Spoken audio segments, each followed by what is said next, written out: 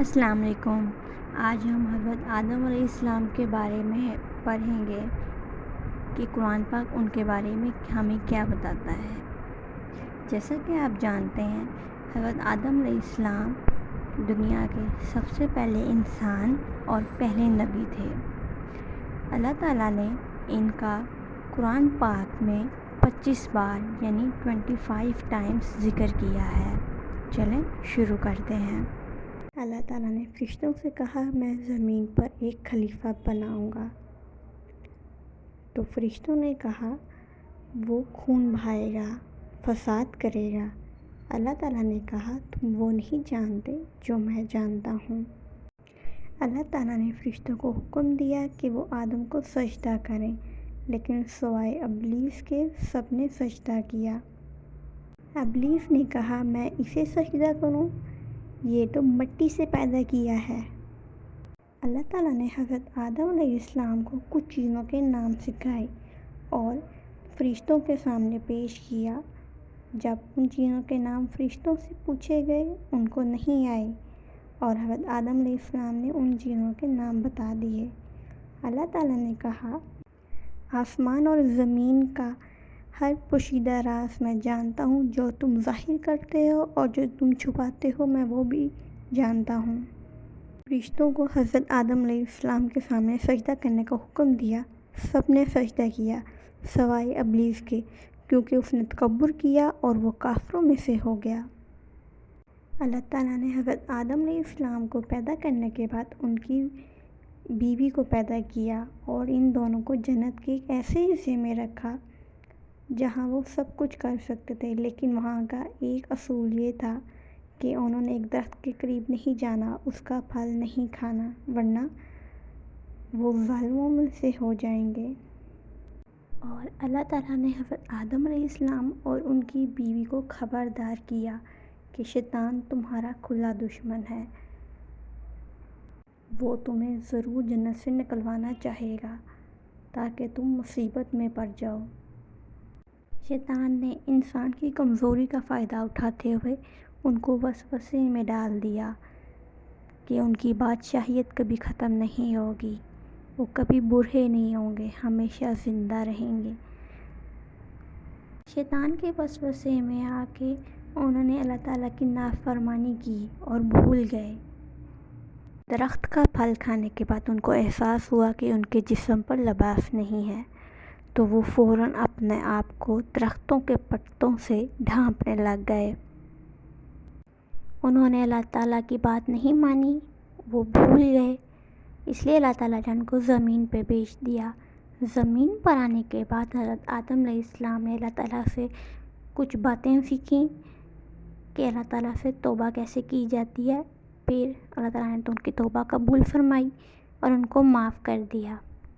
اللہ تعالیٰ حضرت آدم علیہ السلام کی اولاد سے مخاطب ہو کر کہتا ہے کہ میں نے حضرت آدم علیہ السلام کی اولاد کو بہت عزت دی ہے، انہیں خشکی اور تر کی سواریاں دی ہیں، انہیں پاکیزہ کھانا دیا ہے اور پاکیزہ ماحول دیا ہے،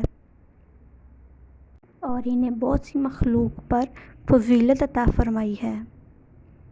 بس تم خیال رکھنا شیطان تم کو کسی خرابی میں نہ ڈال دے، جیسے تمہارے ماں باپ کو جنت سے اس نے نکلوایا تھا، ان کی شرمگاہیں کھل گئی تھیں۔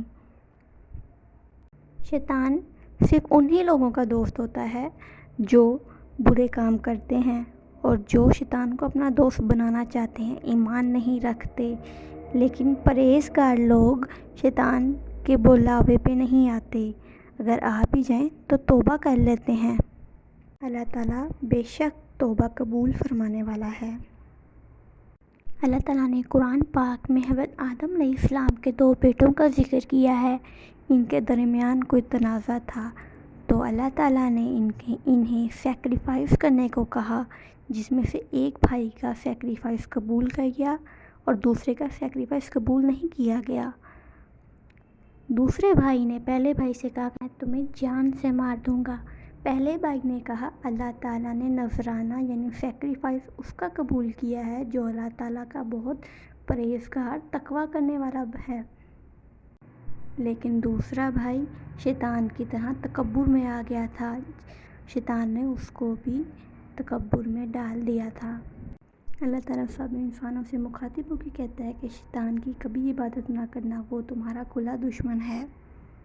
اللہ تعالیٰ قرآن پاک میں سب انسانوں سے مخاطب ہو کے کہتا ہے کہ لباس پہنو، اپنی شرمگاہوں کو چھپا کے رکھو، یہ تمہاری زینت ہے، تقویٰ کا لباس پہنو۔ بہترین لوگ ہی یاد رکھے جاتے ہیں۔ اچھا کھاؤ، اچھا پہنو اور اپنی حد سے مت نکلو۔ اللہ تعالیٰ حد سے نکلنے والوں کو پسند نہیں کرتا۔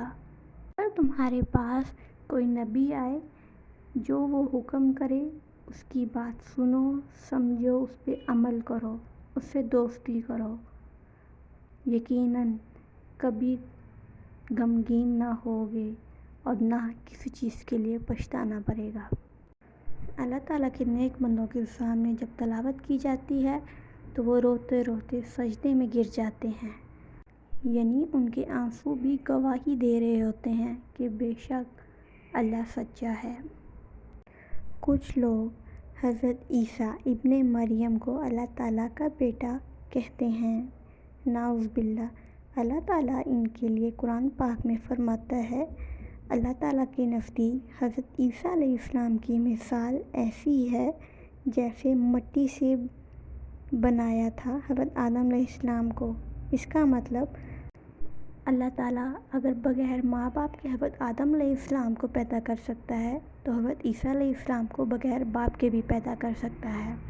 بے شک وہ ہر چیز پہ قادر ہے، جو کہتا ہے ہو جا تو وہ ہو جاتا ہے۔ جو میں نے مفہوم بتایا آپ سب کو، اس سب کا ریفرنس آپ کو ڈسکرپشن پہ مل جائے گا، اور اگر آپ کو کوئی بات بری لگتی ہے تو میری رہنمائی کیجیے گا کہاں مسٹیک ہے۔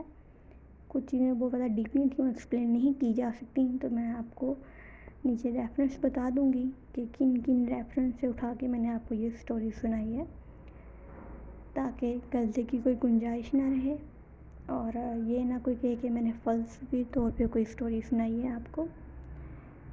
آپ کا بہت بہت شکریہ۔ اللہ حافظ۔